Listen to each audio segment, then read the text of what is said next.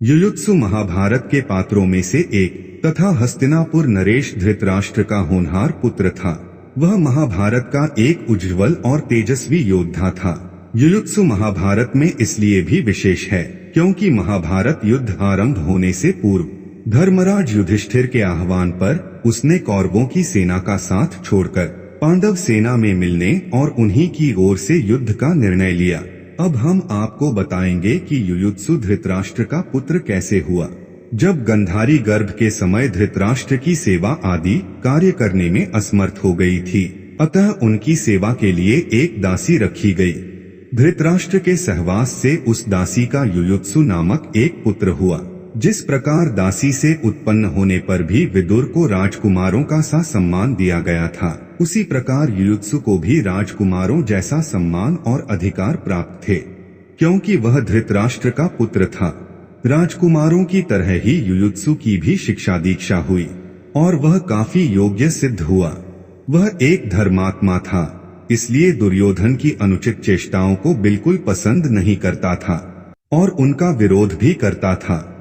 इस कारण दुर्योधन और उसके अन्य भाई उसको महत्व नहीं देते थे और उसका हास्य भी उड़ाते थे। युयुत्सु ने महाभारत युद्ध रोकने का अपने स्तर पर बहुत प्रयास किया था और दरबार में भी ऐसे ही विचार प्रकट करता था, लेकिन उसकी बात नक्कार खाने में तूती की तरह बनकर रह जाती थी। जब महाभारत का युद्ध प्रारंभ होने वाला था तो युयुत्सु भी लाचारवश दुर्योधन के पक्ष में लड़ने के लिए मैदान में उपस्थित हो गया। उसी समय युद्ध प्रारंभ होने से ठीक पहले युधिष्ठिर ने कौरव सेना को सुनाते हुए घोषणा की, मेरा पक्ष धर्म का है।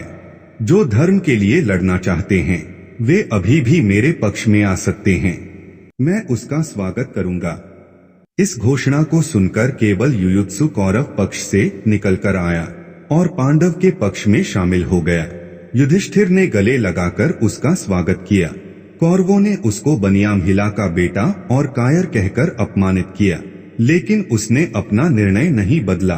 महाभारत युद्ध में युयुत्सु ने बहुत महत्वपूर्ण भूमिका निभाई। युधिष्ठिर ने उसको सीधे युद्ध के मैदान में नहीं उतारा, बल्कि उसकी योग्यता को देखते हुए उसे योद्धाओं के लिए हथियारों और रसद की आपूर्ति व्यवस्था का प्रबंध देखने के लिए नियुक्त किया। उसने अपने इस दायित्व को बहुत जिम्मेदारी के साथ निभाया और अभावों के बावजूद पांडव पक्ष को हथियारों और रसद की कमी नहीं होने दी। युद्ध के बाद भी उसकी भूमिका महत्वपूर्ण रही। महाराज युधिष्ठिर ने उसे अपना मंत्री बनाया। धृतराष्ट्र के लिए जो भूमिका विदुर ने निभाई थी, लगभग वही भूमिका युधिष्ठिर के लिए युयुत्सु ने निभाई। इतना ही नहीं, जब युधिष्ठिर महाप्रयाण करने लगे और उन्होंने परीक्षित को राजा बनाया, तो युयुत्सु को उसका संरक्षक बना दिया।